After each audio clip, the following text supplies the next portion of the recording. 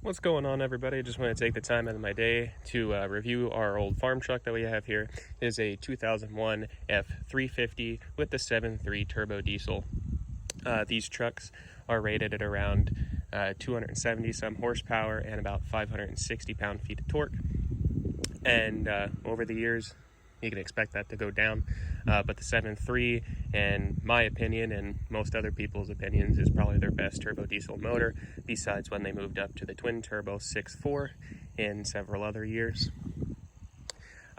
This one is right at about 204,000 miles, and it is starting to show its age. As you can see, a lot of problems that people have with this year of truck and this year of Ford in general is the clear coat peeling and stripping off, and as you can see, that has done this completely on the hood as well as up top, along the doors, on the roof, and pretty much every flat surface that you're going to find has that paint peel on it. So that's something to look for if you're going to look at one of these in the secondhand market. As you can see here, we do live in northeastern Pennsylvania, so we did have rust issues. I actually cut out these back panels and replaced them with fresh metal. But if you're going to look at one of these and it seems suspiciously rust-free, just make sure that you reach up underneath and feel in the back of this. Make sure it's not all putty or mud, and actually fresh metal, or if it's actually like a Southern Survivor car, maybe a California bed or something like that. But the early 2000s Fords did have that issue of rust, and as you can see underneath, it does have a lot of rust issues still. And another issue that you'll have to look for is the bed rails. They do rust out quite frequently, as along with the bed and the fender wells. Another issue to look out for if you're buying one of these is the rails in here, the running board here, and along the doors. Now, I actually redid the doors, and we actually redid these panels as well, so that's all fresh. But if you're going to look at this and you're in a northern climate that has a lot of winter weather and they put salt down, you will have that issue. As you can see, the shop dog's with me today. You're looking at about $2,500 is rough trade-in value nowadays for this in this condition with this many miles on it. Again, it does have 204,000 miles on it at this point. But for that, you are getting a fairly decent truck. This did come with the option of 3 different motors, I believe, and 2 different transmissions, or 3 different transmissions actually, because you'll have the 6-speed manual transmission with overdrive, the 5-speed manual transmission with overdrive, and then you'll have your option of 2 different automatics as well. But standard options with those, they all come at about 12,500 towing capacity, and for the F350s and 250s, they come standard with a class 3 grade hitch in the back for towing. That is another area of concern, especially if you live in northern climates like we do with salt. The underside where they mount to the frame actually rusts out quite frequently. The XLT model trim, which is what this is, the XLT, the trims go XL, XLT, Lariat, and I believe they might have had an Eddie Bauer in the F150s of this year still. But as you can see, it did come with the plastic bed liner. They did not offer spray and bed liners at that point, but the plastic bed liner from factory was an option yet. This does have the towing rails for a 5th wheel hitch. As you can see, we do have our 5th wheel. We used to use this to tow a lot when I was growing up, until my dad got a brand new 2017 F450, which I will be reviewing soon. So look forward to that. Another area of concern, there is a lot with this, with these early trucks, is the spare tire carrier underneath will rust and seize shut. So if you find yourself in a situation where you need to change to the spare tire and you live in a northern climate like us with a lot of salt on the roads, you may have some difficulty getting that off. We actually had to cut ours off at one point to get this out, so now it just sits in the back of the truck, which a lot of people do. They actually do make carriers that you can carry it in the back of the truck, but we just haven't gotten one because we don't drive this really at all anymore. But as you can see, this is the Super Crew Cab, 4 full doors here, and you are getting a full seat in the back. This is piled with stuff, so you have to excuse that, but you do get cup holders that sit here. You get a folding armrest here, very comfortable. It does stop, it doesn't go all the way down and sit on the seat or anything like that. You can actually store stuff back in this little cubby if you felt like it, but it's a good sized armrest. You get 3 across, and it does fold frontward, and there's lots of storage back in the back as well. And the seats from factory do not have pockets in the back, so that's why I have these seat covers in that actually do have pockets. And in the rear, it's still early enough that you have the ashtrays in the back, so you will have one of those in each door. And then also this little light panel here. You do get power windows and power locks on all 4 doors in the XLT trim. In the XL trims, some of them do not have that option, so you'll have to watch depending on what you want. And in the XLT trim, you do get power driver's side seat that has power everything, and a manual passenger seat. Now this one does have the center seat with the folding armrests, so this actually has the capability of seating 6 passengers, and you can see that here. This actually does fold up and fold down as it is now, but when you fold it up, you do have a rear center seat belt for the passenger here. Now with the manual transmission, it does get a little awkward trying to shift with a 6th person here. But with this folded down, which is probably where you'll have it most of the time anyway, you do get 2 extra cup holders and a very large storage capacity there. Coming along this side, in each door you do get 2 very large cubbies for storage, and you will get a very large console here for storage. And you also have pull-out cup holders up here, which are fantastic for holding drinks. If any of you are big fast food people, this will hold 2 large takeout containers from McDonald's or Burger King, wherever you eat. It does have the capability of holding 2 large ones here. It's a great cup holder, and you do have a little bit of storage here.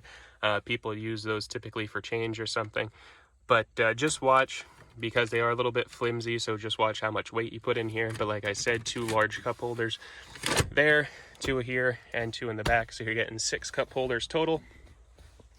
And the XLT, like I said, this was still during the time where you had smokers frequently enough that they were putting in amenities for them. So you do have a cigarette lighter here, and you do have a 12-volt power point up here, as well as a trash bag storage hook down here. As you can see, I do have an aftermarket radio in here, but the stock one would come with AM, FM, cassette, and CD player. Depending on what trim you got, I believe the Lariats would come with a 6-disc CD changer, but I may be wrong on that. This one just has USB, Pandora, and aux. It does not have Bluetooth, but it's a great radio for what it is, and it suits my needs just fine. This is the 4x4 model. Like I said, we do live in a winter climate up here, so we do have the 4x4. One thing I will say about this is that it is shift on the fly for 4-wheel high, just like I said in the Jeep review video, but this has vacuum actuated front hub lockers on it, and they do tend to fail quite a bit. The front hubs lock up, and you either can't get them out of 4-wheel high, or you can't get them into 4-wheel high with the manual lock on the hubs, which I'll show you in a minute, or the vacuum box actually goes out and it causes a whole bunch of issues. So if you're going to look for a truck like this in this year, make sure you test out the 4-wheel drive and make sure that the hubs actually lock. You should, when you turn the key over to run, it will, you should hear the vacuum box powering up and rattling and vibrating for a little while, and then it will shut off. And that way you should know that the hubs are locked. But just get out and test them manually as well.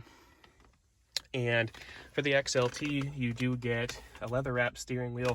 You do get your cruise control settings up here, and it does have variable speed windshield wipers on the turn signal stock there. This one, we do have a brake towing hitch control here, because we towed the camper with it, so we added that, but that does not come stock. And if we move around to the driver's side, these were the hubs that I was talking about. So if you live in a climate where they tend to get gunked up or can fail, make sure you go out and test those just by flipping them back and forth. Like I said, they do have a tendency to fail. A lot of people just switch them over to a manual hub like Warn or something to that effect. So just something to. This does have aftermarket running boards. The stock ones will come. They just look like a big piece of black plastic along here. It was an option on the XLT. Dad bought this new in 2001 off the lot, so he did decide to go with that. And in the XLT, you will get the chrome front bumper as well. You can see here, the dog moves, that this does have the front attachment plates for a plow, because we did use this as a plowing vehicle for many years. And as you can see, you get your 2 fog lights up front as well, with 2 large towing rings up here. And this is the plow hookups here. But you will also get a plug that comes down, which is right there. If you can see that back there, that is your block heater plug, which also was an option for the 7.3 turbo diesel, like I said this was.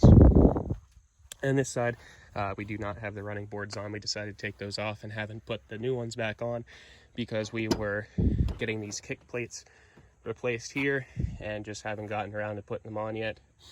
But like I said, you will get power locks, windows, and the front driver's side is automatic. You do have power windows as well. And if you come over here, classic 2000s Ford, you do have your switch on your dash for your lights.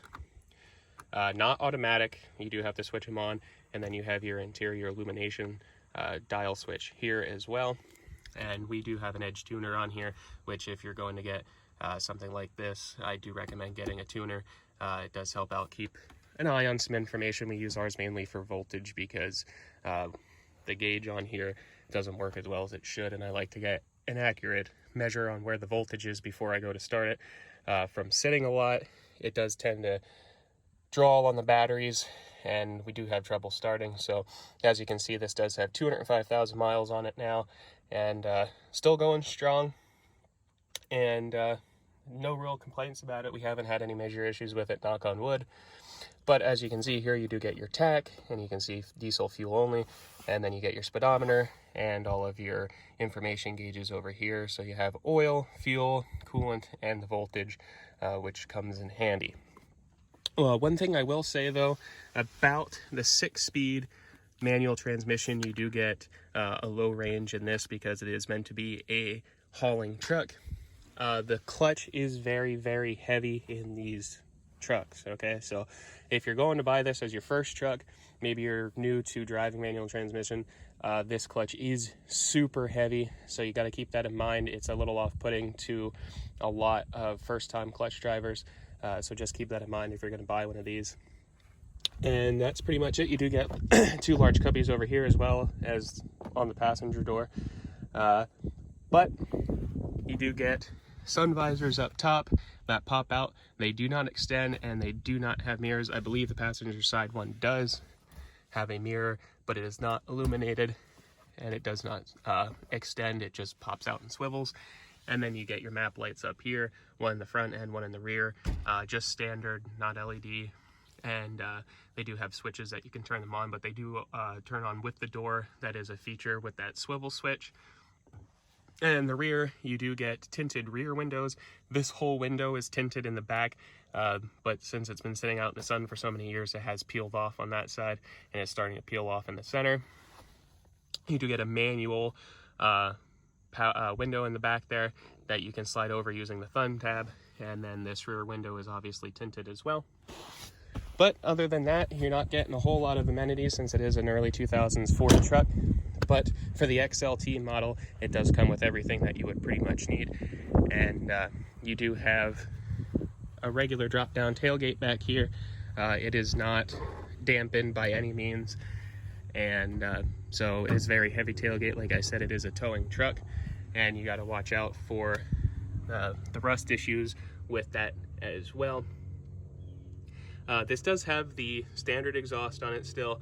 I know a lot of people like to upgrade to a 4, 5, 6-inch tip, depending on what your preferabilities are there.